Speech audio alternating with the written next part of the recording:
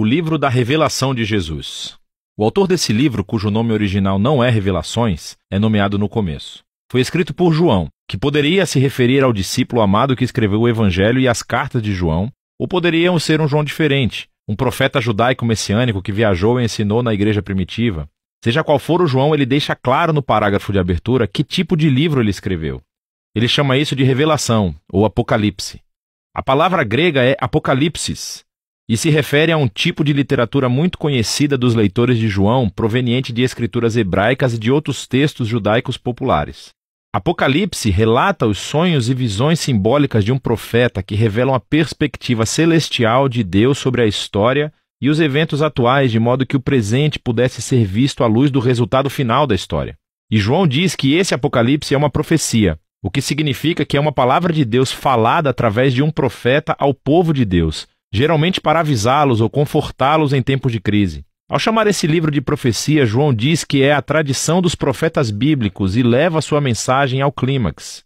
E essa profecia apocalíptica foi enviada para pessoas reais que João conhecia. O livro começa e termina como uma carta circular que foi enviada para 7 igrejas na antiga província romana da Ásia. Agora, 7 é um número significativo para João.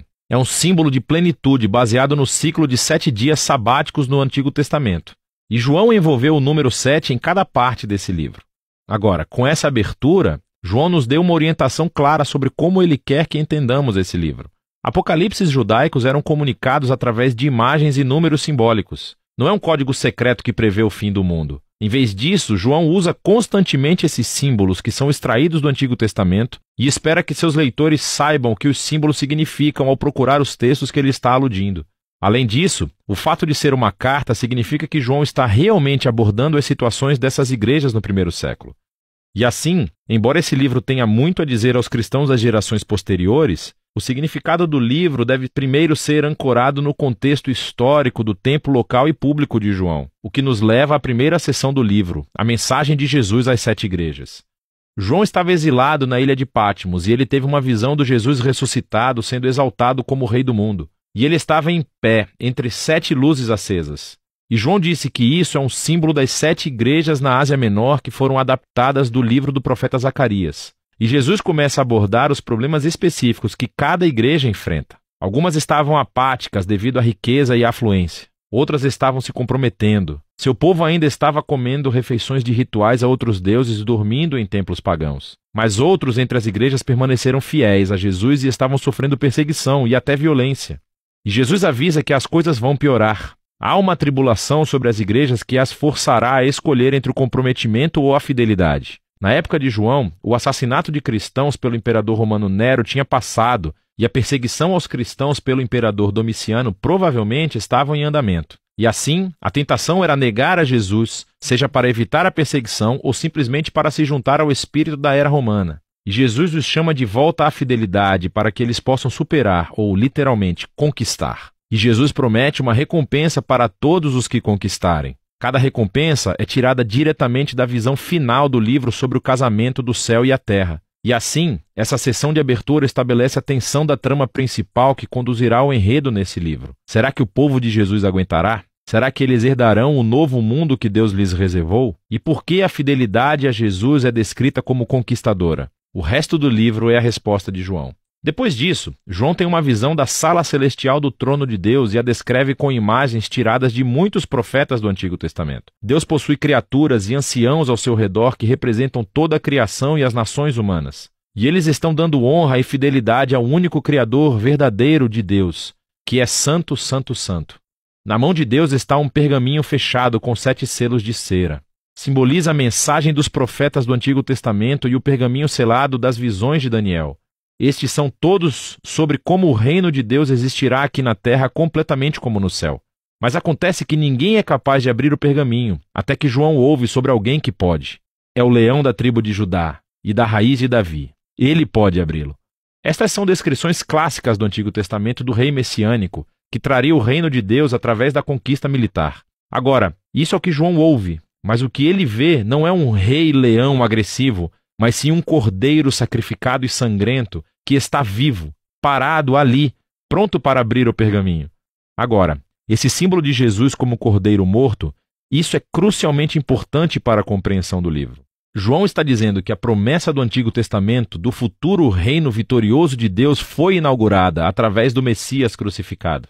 Jesus venceu os seus inimigos, morrendo por eles, como o verdadeiro Cordeiro da Páscoa, para que pudessem se redimir. Por causa da ressurreição, a morte de Jesus na cruz não foi uma derrota, mas sim a sua entronização.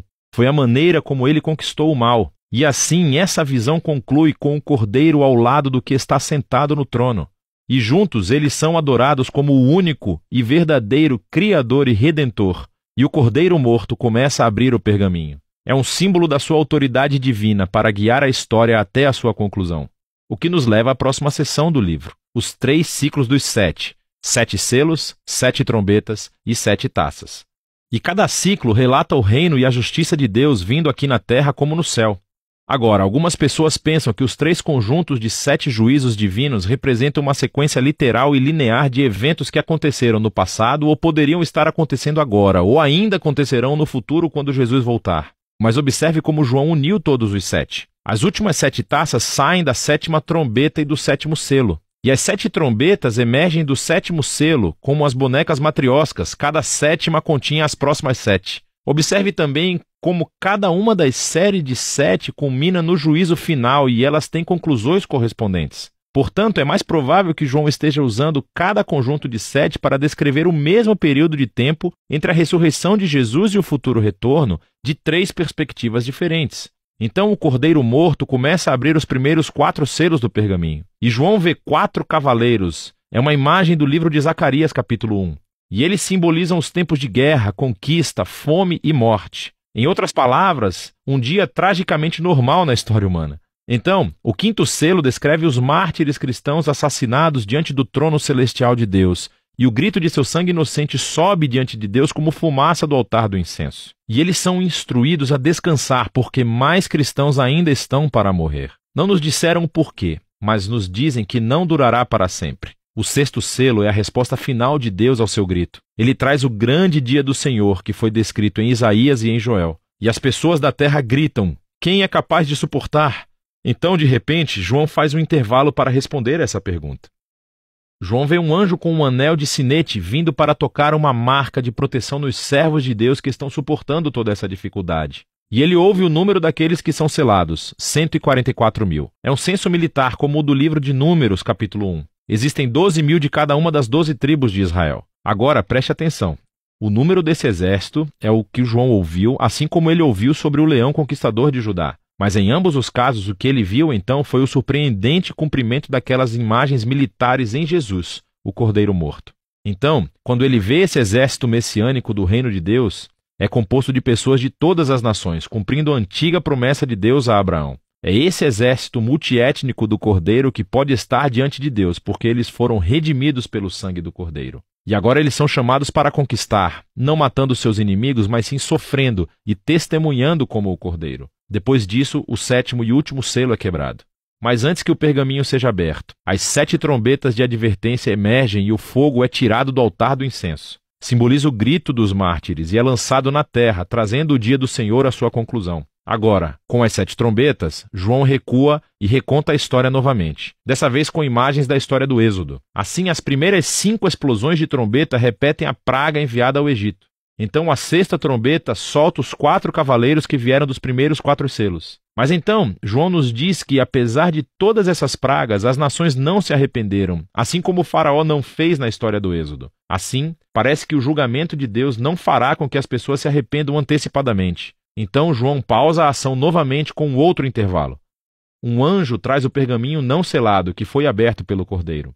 E assim como Ezequiel, João é instruído a comer o pergaminho e depois proclamar a sua mensagem às nações. Finalmente, o pergaminho do Cordeiro está aberto e agora vamos descobrir como o reino de Deus virá aqui na terra. O conteúdo do pergaminho é escrito em 2 visões simbólicas. Primeiro, João vê o templo de Deus e os mártires junto ao altar, e é instruído a medir e separá-los. É uma imagem da proteção tirada de Zacarias, capítulo 2. Mas então, as cortes externas da cidade são excluídas e são pisoteadas pelas nações. Agora, alguns pensam que isso se refere literalmente a uma destruição de Jerusalém, que aconteceu no passado.